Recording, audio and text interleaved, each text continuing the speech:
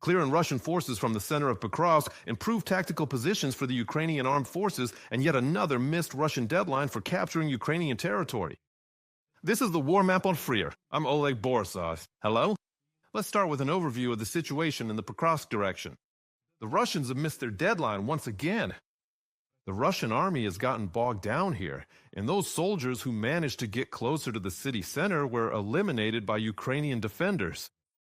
This shows that the Russian army is unable to gain a foothold here. This was reported by the 425th Separate Assault Regiment Skala. It's also worth adding that Special Operations Forces units, using middle strike drones, have inflicted a series of defeats on the enemy advancing in the Pokrovsk-Mirnohrad agglomeration area. Currently, according to the General Staff of the Armed Forces of Ukraine, the most intense fighting is taking place near the settlements of Rodinske, Krasny Laman, Novo-Ekonomichine, and Mirnograd. It was repelled and successfully slow. The situation here is difficult, but Ukraine's defense forces are doing everything they can to inflict significant damage on the enemy. Next, let's talk about the situation in the Kostiantinovka direction. According to the latest report from the American Institute for the Study of War, Ukrainian forces have advanced in the western part of the village of Alexander Sheltina, east of Kostiantinovka. Previously, these positions were under Russian control. Now, the clearing of these territories from the occupiers is ongoing. And according to the General Staff of the Armed Forces of Ukraine, fighting continues in the areas of the settlements of Pleshevka, Rusin Yar, Sofievka, and Stepanovka. On average, about 20 clashes are recorded here per day. Next, let's discuss the situation in the Kupiansk direction. Russian propaganda claims that the city has supposedly been captured. In reality, this is just another fake. The General Staff of the Armed Forces of Ukraine stated that Kupiansk is under the control of Ukrainian defense forces. Counter-sabotage operations and special actions to search for and eliminate enemy sabotage and reconnaissance groups are ongoing in the city and its surroundings.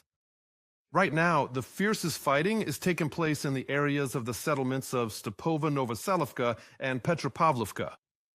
Next, let's discuss the situation in the Huliaipol direction. Russian troops are trying to use the tactic of semi-encircling Ukrainian forces and creating so-called pockets in order to bypass the city of Huliaipol. This was reported by the spokesperson of the Ukrainian Volunteer Army, Serhiy Brachuk. According to him, the occupiers are currently unable to attack Ukrainian positions head-on due to heavy losses. The military also denied information about the presence of Russian blocking detachments that supposedly prevent defense forces from retreating. This information does not correspond to reality and is openly aimed at discrediting the military command. This was stated in a message from the defense forces of southern Ukraine. Now, let's discuss this situation at the front in more detail with Dmytro Snegirev, a military and political analyst. Dmytro, hello! In the Pokrovsk direction, the situation remains difficult, but the Ukrainian defense forces have achieved some successes. Tell us more about them.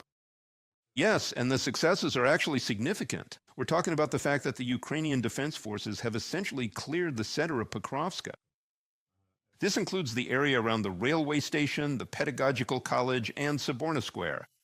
It's also worth noting that the defense forces are using tactics to destroy small assault groups. These are so-called strike and search operations.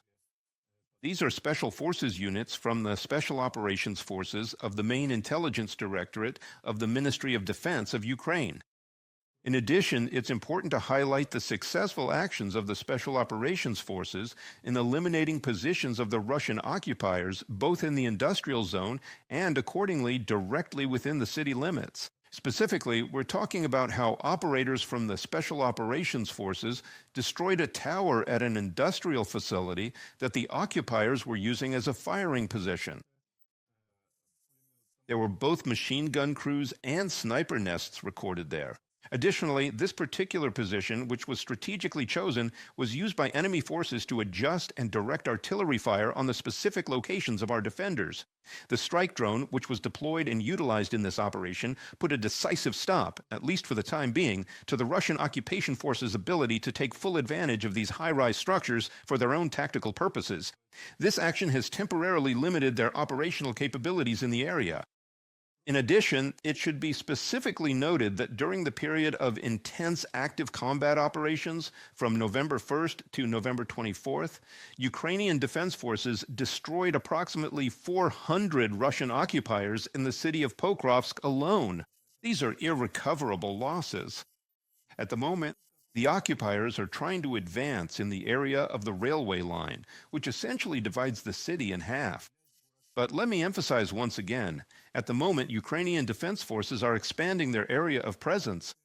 Moreover, there have been corresponding successes in terms of controlling locations. And this applies not only to the Ukrainian defense forces, but primarily to the occupying army as well. Well, once again, if you'll allow me, I'll quote Russian social media channels that describe the nature of the fighting in the Pokrovsk direction.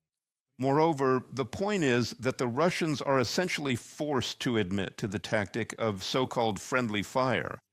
In other words, when the occupying troops come under fire, it is primarily the occupiers themselves who are being destroyed.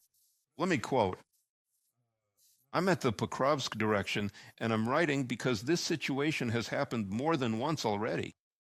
In recent days, there has been a noticeable increase in enemy sabotage and reconnaissance groups infiltrating here. The enemy is using the fog. There is panic among our guys. When there's confusion in the fog, you can't tell who's who, and there have already been cases where, without figuring it out, they open fire on their own, mistaking them for Ukrainian sabotage groups. This is quite remarkable. In other words, the enemy is forced to acknowledge the successful actions of Ukrainian sabotage and reconnaissance groups, as well as the complete lack of coordination among the Russian occupation forces themselves.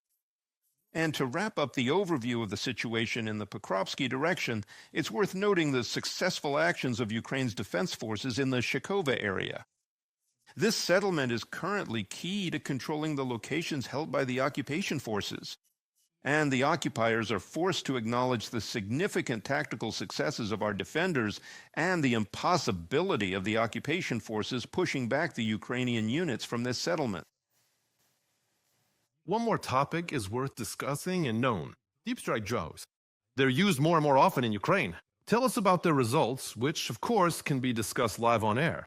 Yes, we can talk. And it's worth noting that the Ukrainian intelligence community is once again, in fact, writing military history. We're talking about an unprecedented episode of using the deep strike drone to destroy Russian helicopters, and specifically on the territory of the occupying country itself. Special operations forces, using the deep strike drone, destroyed a Russian Mi-8 helicopter.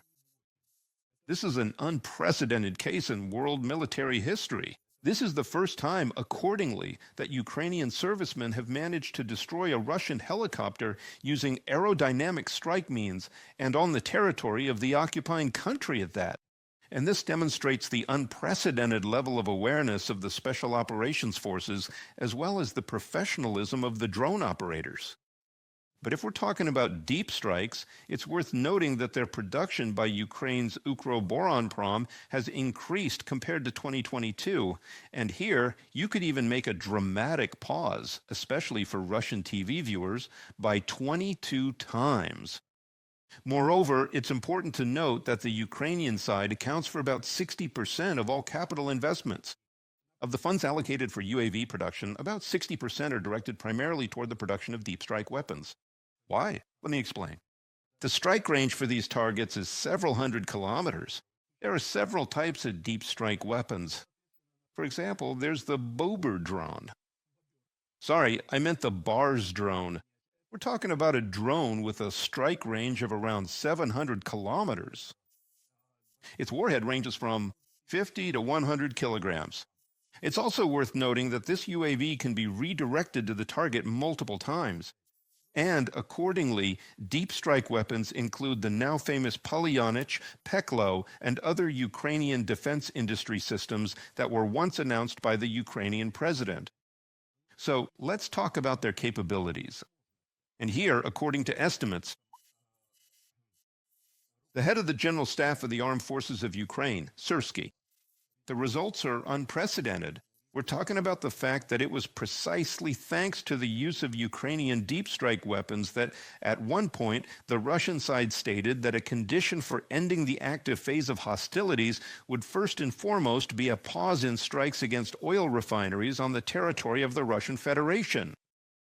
Let me point out, dear viewers, that according to the Russian side's own estimates, at this point, 40% of Russian oil refineries have either partially or completely halted their production cycle as a result of Ukrainian drone strikes.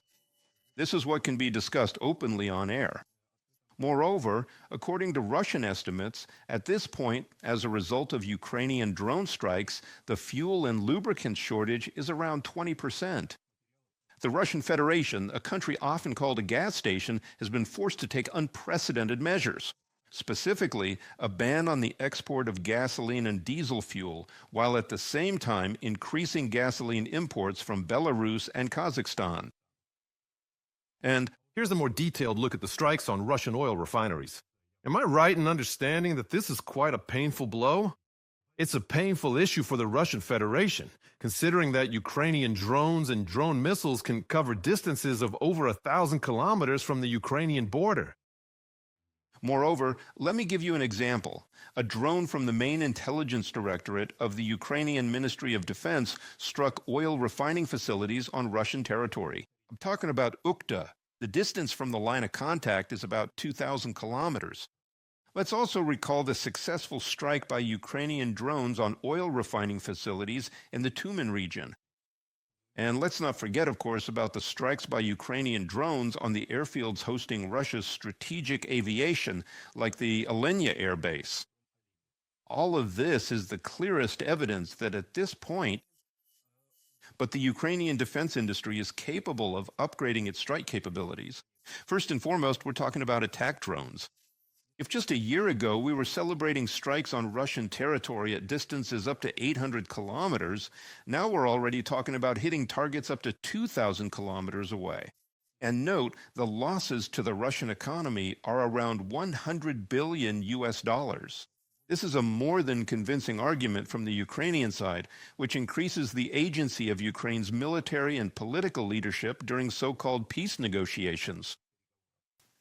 And it's also worth noting, why is it that the Russian Federation, considering and mentioning the so-called peace plan proposed by the United States, which is currently being discussed, why does the Russian Federation want so badly to reduce the number of Ukraine's defense forces? First and foremost, we're not even talking about a quantitative reduction of Ukraine's defense forces. Even the number being mentioned, either by the American side or by European partners, 600,000 personnel, is 2.5 times greater than the size of Ukraine's defense forces as of February 2022. That is, at the time of the large-scale invasion of Ukraine by Russian occupiers. Let me remind you, at that time the armed forces of Ukraine numbered about 250,000 service members. At the moment, a reduction to 600,000 is being proposed. But what is the main thing the Russians are insisting on? Specifically, on reducing the ability of Ukraine's defense forces to strike Russian territory with Ukrainian weapons. And they are insisting specifically on Ukrainian weapons. You understand perfectly well the tactical and technical characteristics of Western weaponry. Take the ATACMS, for example, 300 kilometers.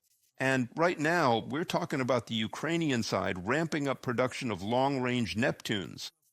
Their strike range is 1,000 kilometers.